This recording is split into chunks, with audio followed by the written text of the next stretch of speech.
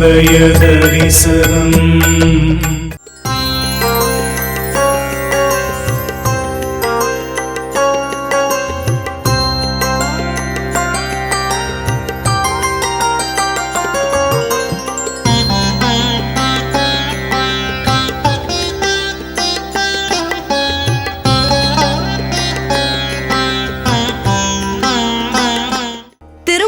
மாவட்டம் மப்பேடு சிங்கேஸ்வரர் திருக்கோவில் மூல நட்சத்திரக்காரர்கள் குறை நீக்கும் கோவில் என பல்வேறு சிறப்புகள் கொண்ட ஆலயமாக திகழ்கிறது.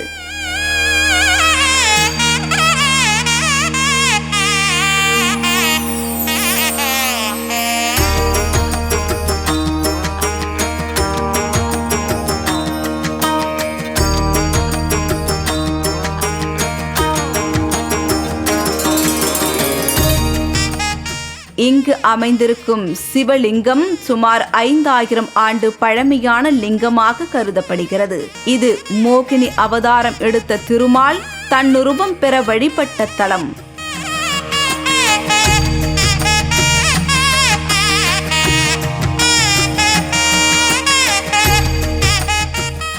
அனுமன் வீணை இசைக்க, சிங்கி என்ற பெயர் கொண்ட நந்தி மிருதங்கம் வாசிக்க, சிவபெருமான் ஆடி மகிழ்ந்த அற்புத ஆலயம்.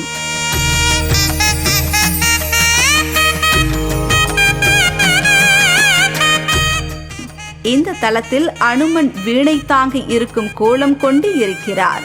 இசைத்துறையில் புகழ் பெற ஆசைப்படுபவர்கள் வணங்கி அருள் பெற வேண்டிய திருத்தலம்.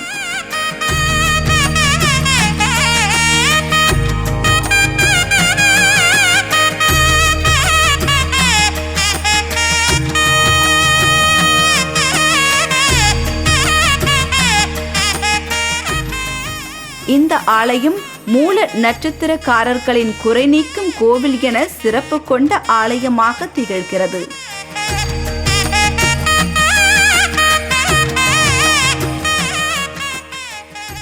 ஒரு சமயம் தேவர்களும் அசுரர்களும் பார்க்கடலை கடைந்த போது அதிலிருந்து அமிர்தம் வெளிப்பட்டது. அமிர்தத்தை தேவர்களுக்கும் அசுரர்களுக்கும் பகிர்ந்து கொடுப்பதற்காக திருமால் மோகினி வடிவம் எடுத்தார். பின்னர் தன்னுடைய உண்மையான பெருமாள் வடிவத்தை பெறுவதற்காக அவர் வழிபட்ட தலம் இது என்பதால் மெய்ப்பேடு என்று பெயர் பெற்றது. மெய் என்றால் உண்மை, பேடு என்றால் பெண். இப்படி பெயர் கொண்ட மெய்ப்பேடு என்பதே காலப்போக்கில் மருவி மப்பேடு என்று ஆனதாக கூறப்படுகிறது. இந்த ஆலயத்தின் அமைப்பை பற்றி சற்று தெரிந்து கொள்ளலாம். இங்கு அமைந்திருக்கும் ராஜகோபுரம் தென்கிழக்கு திசை நோக்கி 5 நிலைகளை கொண்டு 7 கலசங்களை தாங்கி கம்பீரமாக நின்று கொண்டிருக்கிறது. ராஜகோபுரம் முழுவதுமே கலைநயமிக்க சிற்பங்கள் மூலம் கதைகளை எடுத்து சொல்வது போல கண்ணுக்கும் கருத்துக்கும் விருந்தளிக்கின்றன. இந்த ஆலயமானது கருவறை, அர்த்த மண்டபம், மகா மண்டபம் ஆகியவற்றை உள்ளடக்கி அமைந்துள்ளது. கருவறை முன் உள்ள அர்த்த மண்டபம் 2 வரிசையில் 4 தூண்கள், முன் மண்டபம் 12 தூண்கள் தாங்கி நிற்கின்றன. இத்துடன் விஜயநகர காலத்து பூ வேலைப்பாடுகள், இறை உருவங்கள், விலங்குகள் அழகுபட செதுக்கப்பட்டுள்ளன. மகா மண்டபத்தின் முன்பாக செவ்வக வடிவ முன் மண்டபம் அமைந்துள்ளது. தென்புற நுழைவு வாயிலில் நடராஜர் சபை அமைந்திருக்கிறது.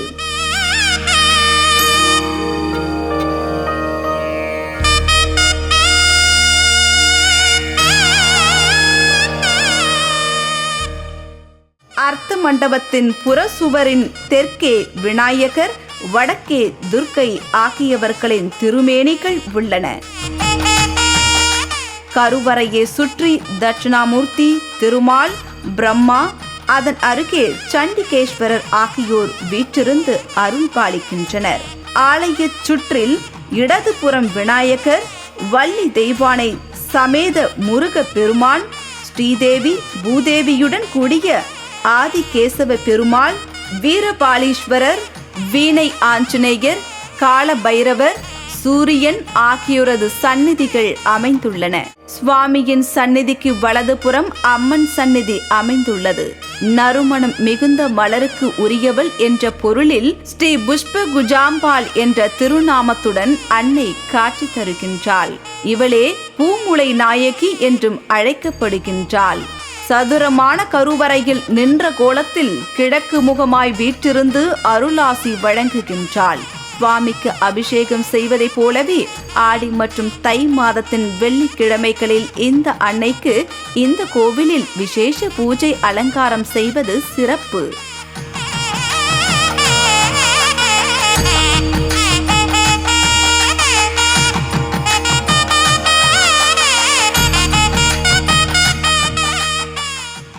லலிதா சகஸ்ர நாமத்தை இங்கு நினைவுபடுத்துவது மிகவும் சிறப்பாக கருதப்படுகிறது. இந்த ஆலயத்தின் தலமரமாக இலந்தை மரமும் தல தீர்த்தமாக வெண் தாமரை குளமும் உள்ளன. இந்த ஆலயத்தில் உள்ள நந்தி மண்டபத்தின் முன்பாக நவ வியாகரண கல் என்னும் சிறிய கருங்கல் ஒன்று காணப்படுகிறது.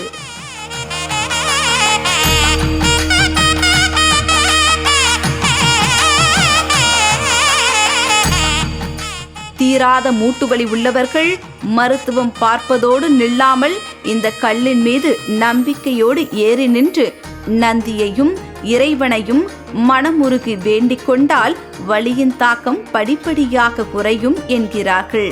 இந்த வழிபாட்டை பிரதோஷம் மற்றும் கார்த்திகை சோமவாரங்களில் செய்தால் கூடுதல் பலன் கிடைக்கும் என்கிறார்கள் இங்கு பலன் பெற்ற பக்தர்கள். இங்கு அமைந்திருக்கும் வீணை ஆஞ்சநேயர் பற்றிய சுவாரஸ்யமான குறிப்பு ஒன்று உண்டு.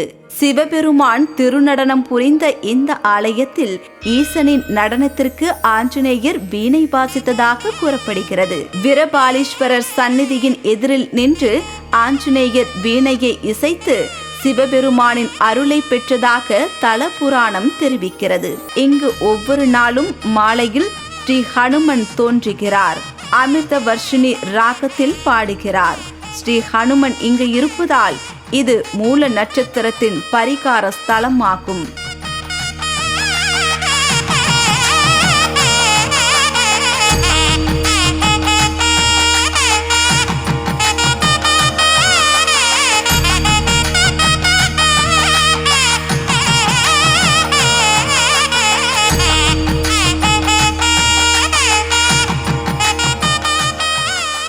ஆஞ்சநேயர் மூல நட்சத்திரத்தில் பிறந்தவர். அதேபோல் வீணையை கையில் ஏந்தியிருக்கும் கலைமகளான சரஸ்வதி தேவியும் மூல நட்சத்திரத்தில் தோன்றியவர். எனவே இந்த தலத்தில் வீணையுடன் அருள் பாலிக்கும் ஆஞ்சநேயரை வணங்கினால் இசைத்துறையில் சங்கீத சக்கரவர்த்தியாகலாம் என்றும், இந்த தலம் மூல நட்சத்திரம் உள்ளவர்களின் குறைகளை நீக்கும் தலம் என்றும் பக்தர்கள் நம்பிக்கை தெரிவிக்கின்றனர்.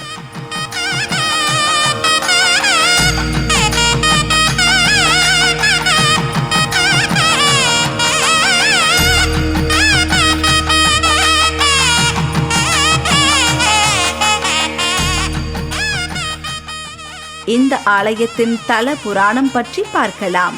ஒரு சமயம் திருவாலங்காட்டில் சிவபெருமான் ஊர்த்துவ தாண்டவம் ஆடிக்கொண்டிருந்தார். அப்போது மிருதங்கம் வாசித்த சிங்கி என்னும் பெயர் கொண்ட நந்தி தேவன் சிவபெருமானின் நடனத்தை காணாமல் தான் வாசிக்கும் இசையிலேயே கவனமாக இருந்தார்.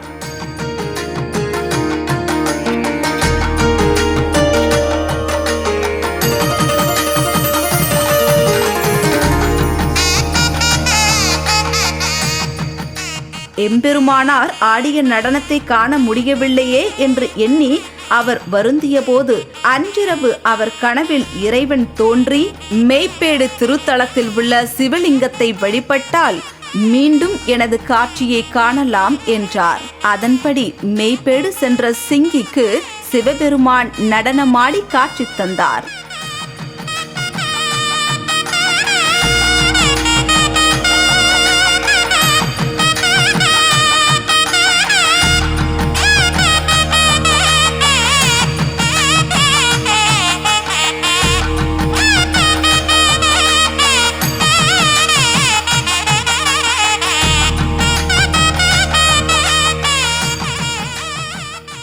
இதனால் இந்த தலத்தின் இறைவன் சிங்வி பிளஸ் ஈஸ்வரன் சிங்கீஸ்வரர் என்று அழைக்கப்படுகிறார்.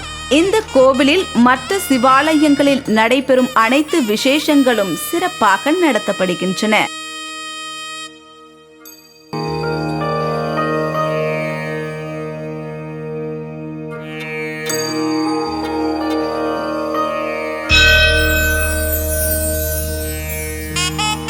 பிரதோஷம், ஐப்பசி அன்னாபிஷேகம், கார்த்திகை தீபம், பங்குனி உத்திரம், ஆவணி சதுர்த்தி உள்ளிட்ட விழாக்கள் மிக விமர்சையாக நடைபெறுகிறது.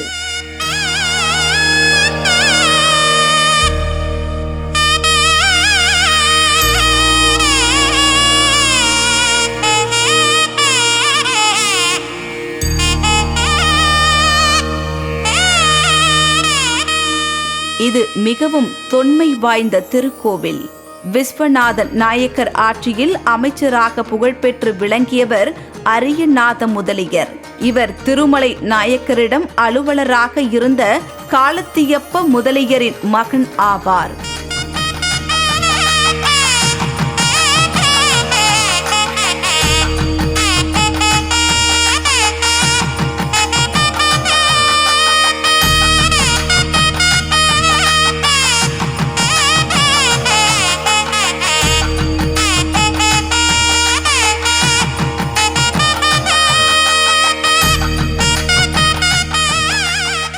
இவரே விஸ்வநாதன் நாயக்கர் காலம் முதல் இரண்டாம் கிருஷ்ணப்ப நாயக்கர் காலம் வரை முக்கிய ஆலோசகராக விளங்கியவர்.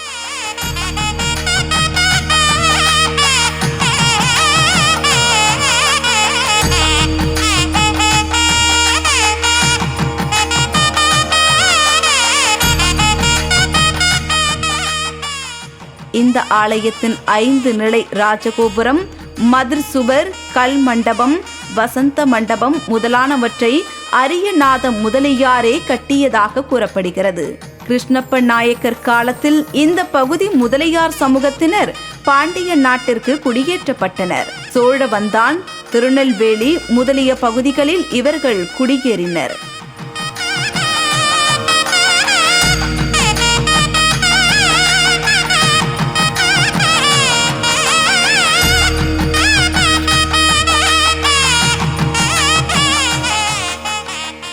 இன்றும் இவர்கள் தொண்டை மண்டல முதலியார் என வழங்கப்படுகின்றனர்.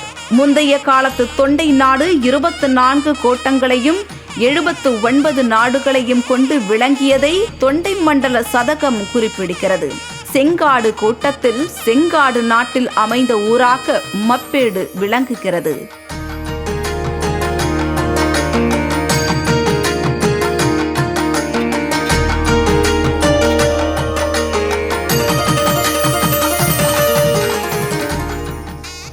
இந்த ஆலயத்தில் நடைபெற்ற தொல்லியல் ஆய்வின் போது ஆலயத்தின் பிரதான கோபுர உச்சியில் கிபி 1947 ஆண்டு தொல்லியல் ஆய்வு அறிக்கையில் 2ஆம் ஆதித்ய கரிகால சோழன் கல்வெட்டு கண்டெடுக்கப்பட்டது. அந்த கல்வெட்டில் இந்த கோவிலில் விளக்கு எரிப்பதற்கு கொடையளிக்கப்பட்ட விவரமும் இந்த ஆலயம் கிபி 967 2ஆம் ஆதித்ய கரிகால சோழனால் கட்டப்பட்டது என்பதையும் உறுதி செய்கின்றது.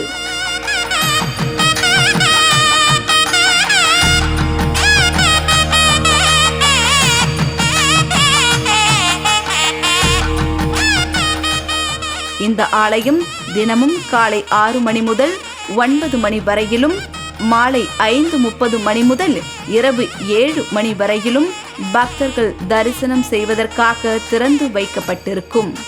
இந்த கோவில் எங்கு அமைந்துள்ளது? சென்னை அருகே திருவள்ளூர் மாவட்டம் பூந்தமல்லியிலிருந்து பேரம்பாக்கம் செல்லும் சாலையில் அமைந்துள்ளது மப்பேடு திருத்தலம்.